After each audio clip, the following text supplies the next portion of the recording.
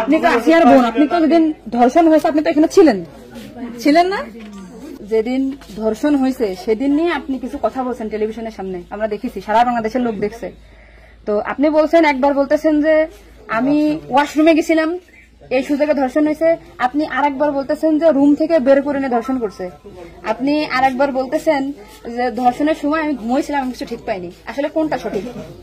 আমি তো ওইটাই বলি না, আমি বলছি যে আমি ঘুমোইছিলাম, ও যখন বাথরুমে উঠছি সেই সময় দেখি যে ওইখানে পড়ে রয়েছে, এইটাই বলছি। আপনি বলছেন যে সেহরির পরে, আবার বলছেন রাত 2:30, এটা মানে টাইমটা আসলে মানে আমাকে তো সেহরি খাই 2টার দিক, তারপরের কথা বলছি। আচ্ছা, আপনি একটু মানে প্রথম থেকে মানে রাত থেকে কি ঘটনা ঘটছে একটু আমাদেরকে বলেন তো। সর্বপ্রথম রাত থেকে সব ঠিক ছিল, ঘুমাই গেছিলাম 8টার দিকে ঘুমাইছি, আমি আমার জামাই আর আমার বোন, আমার বোন হচ্ছে আমার পাশে ঘুমাইছিল। তা আমি জানতাম না যে ওর সাথে ওরম হবে না।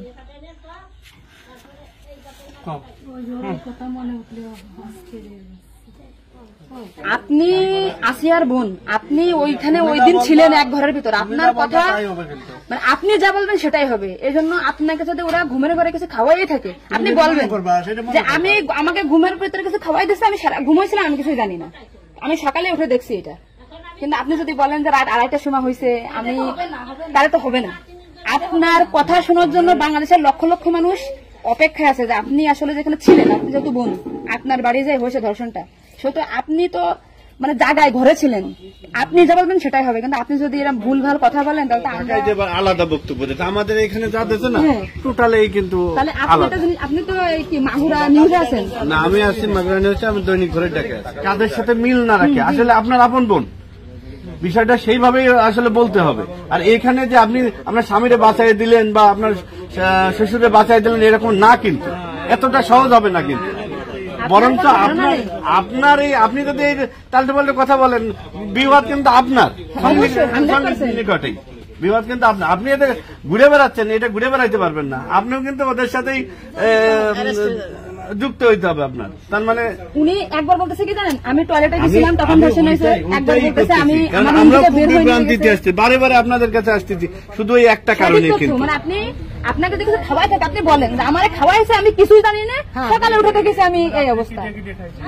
কিন্তু আপনি যদি টাইম উল্টো পাল্টা বলেন তখন তো মনে করেন আমাদের বাংলাদেশের লোকেরা তো, আপনি সকালে আপনার ঘুম ভাঙছিল কয়টায়, মানে যখন আপনি দেখছেন আপনার বোন তখন কোথায় ছিল?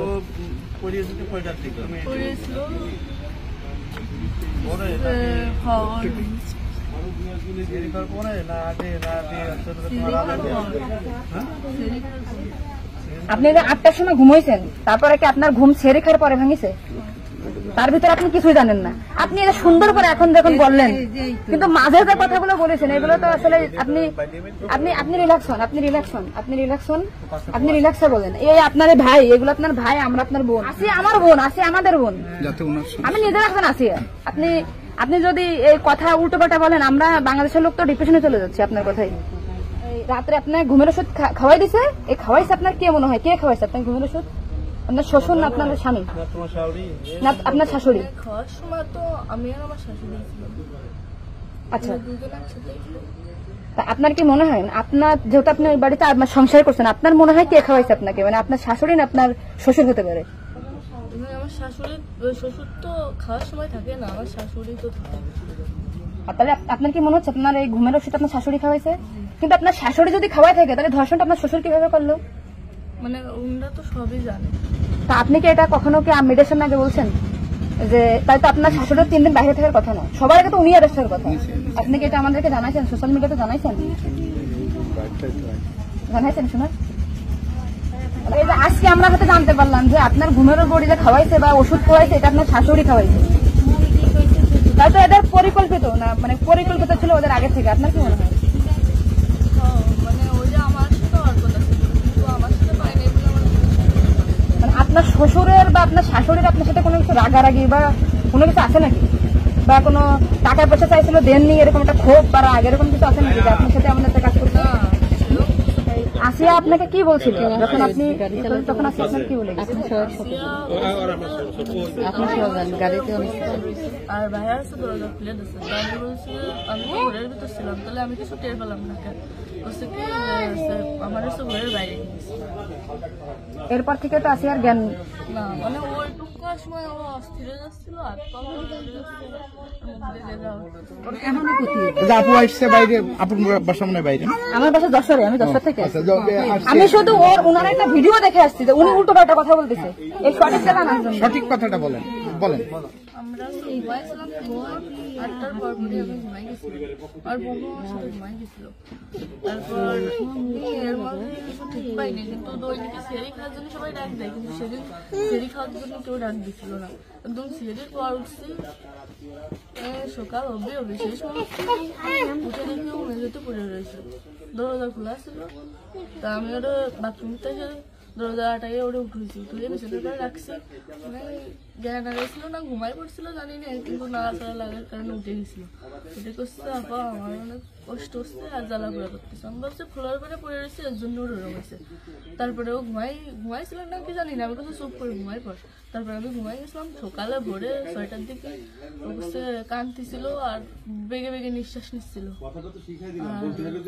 তারপরে আমি করছি কি হয়েছে তোর, ওরকম কাঁদতেছিল রাত্রেও, আবার মনোরম করতেছি, সাতটাও করে আদর যাচ্ছে। ও তারপরে করছে মানে টাওয়ারে আমার সাথে এরকম করছে, আর হচ্ছে ভাইয়া দরজা খুলে দিছিল। তো আমি করছি আমার এই ঘরের ভিতরে এরকম হলো, আমি তো কিছু টের পেলাম না, তো করছে আমার ঘরের বাইরে।